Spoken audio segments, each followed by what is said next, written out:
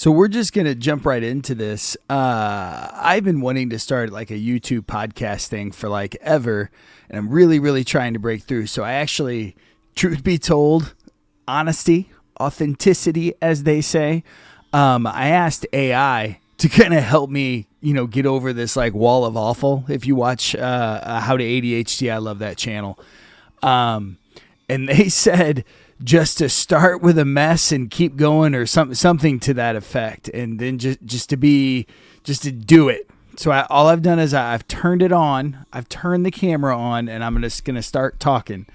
But the question that we're gonna answer today is why the book guy, not how the book guy. That we'll talk about that at some point, but why the book guy? Why after everything and all that's happened, if you know anything about me. If you're here, you're probably from the Whatnot channel, the Book Not channel, as I call it. This is actually about 2 hours before a show. I'll see you in just a little bit. But you guys always ask me, not only do you ask me what my favorite book is, and that's hard for me to answer, and this will explain why, but you guys also ask me, like, why the book guy, right?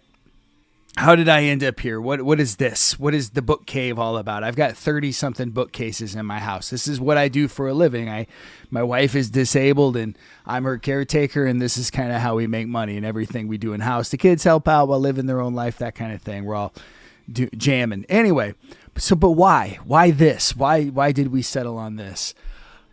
Because books are awesome. And that's just hand down what the deal is. Books for me, though, are, of course they're awesome. Everybody says they're awesome. That's kind of a cliched statement. But for me, there's something special. I've always loved books. For one of my earliest memories is when I was probably 4 or 5 years old. There used to be like door-to-door booksellers. And my parents got duped into buying a set. So I was reading, those Childcraft encyclopedia sets before I ever went to kindergarten. And then by the time I went to kindergarten, I was already reading. Like I was actually brought up to the principal's office to read to him because they were astounded a kindergarten could read the things that I read him. Hansel and Gretel from Grimm's Fairy Tale. That was an illustrated one, but they were still impressed. He gave me a pen. I kept that pen forever, and it was just a pen from his desk. It's amazing what at 5 years old you find that's just like, oh my God, this is the coolest thing ever. When you're 40 like I am now. Anywho, so that was kind of my earliest memory with books. And I really did sit and read that encyclopedia set. And without going into detail, I didn't always have the best kind of, I had not a bad upbringing, but a poor upbringing. I went to 14 different schools. My mom and dad did the best they could. They're imperfect people. As we all are, no judgment, especially as you get older and you understand more things. But I did move around a lot, so it was really hard to make friends. And then beyond that, it turns out I'm probably, and if you've ever spent more than 5 seconds with me, most definitely, I'm somewhere in the ADHD, autistic, maybe a little bit of both kind of world. So sometimes I didn't understand people as well as maybe other people did, and I struggled with that. And then I moved a lot, so I didn't necessarily have like a friendship base or like any sort of consistency. So books really, and fortunately, then my parents did get divorced, and my dad moved away, and all these different things. So I didn't have a lot of role models, especially male role models.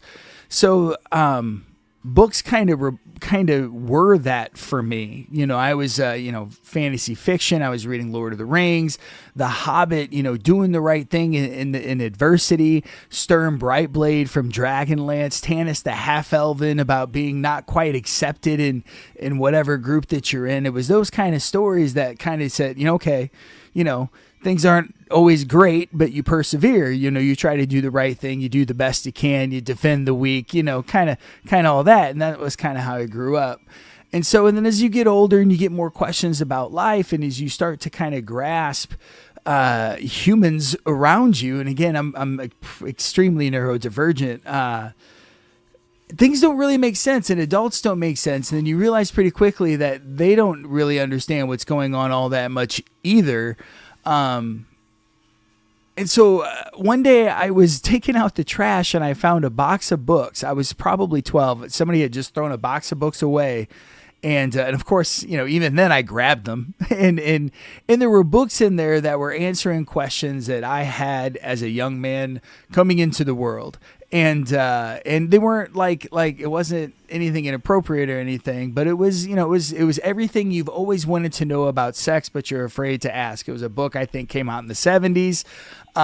You'd find it like at a Walgreens or a Sam's thing. It's very tame, but to a young person who had genuine questions and not necessarily anybody who was comfortable in asking, that book was it.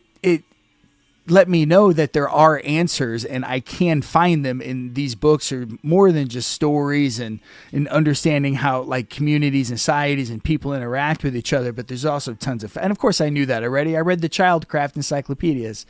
So that was another kind of, not only it was a kind of a guiding light through, more philosophical books and books with, a storyline and a hero's journey and all that stuff.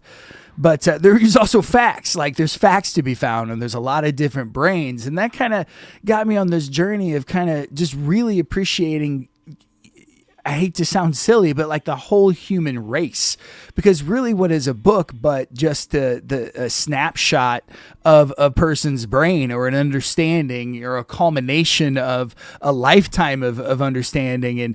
And we get to just read it. And I don't think we, like, as humans, we take that for granted because, there's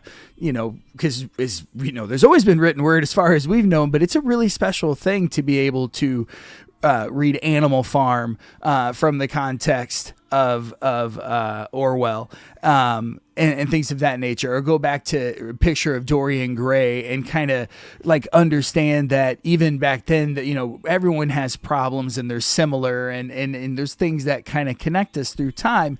And then like a person who feels alone doesn't necessarily feel alone anymore because we know that the human condition is shared. Whether or not we necessarily always have someone to share that with, books are always there to let you experience whoever wrote it, whether it's fiction or nonfiction, something with them in that moment. Does that make sense? I know I'm probably being weird. I really do like books. I think they're like little like experience manuals in a video game where like if you read like in Fallout or something like that, or you get like a skill book and then you get +1 in strength or something. So I think books are cool. I think everyone should have more books than anything else in their house. And I think it's really neat. And I especially like what I do now because I get to save people's book collections, which as a person who has a book collection who really, really, really likes books themselves and what they represent, it's neat to kind of connect. Even though I never usually get to meet the person in person, sometimes I do, which is awesome because then you get to chat and connect and talk shop, as it were. But even if I never get to meet that person, like it's an auction or whatever the situation is, you do get to know that person just kind of based on the things that they've read, especially if you've also read those things, and you may get different things from the same book and all that, but it's still neat because you have that shared experience. And anything that has, especially in this world with everything that's going on these days, anything that can kind of bring us together is good, and books is definitely one of the great ways. Also, their instruction manuals for history. This is kind of cliche now, but they say history doesn't repeat, but it often rhymes. Like we as a country are going through some things right now. It's important for us to be able to go look back at the civil rights movement and the suffrage movement and all of the different struggles that the humanity and this ongoing class war, as it were, how did they proceed?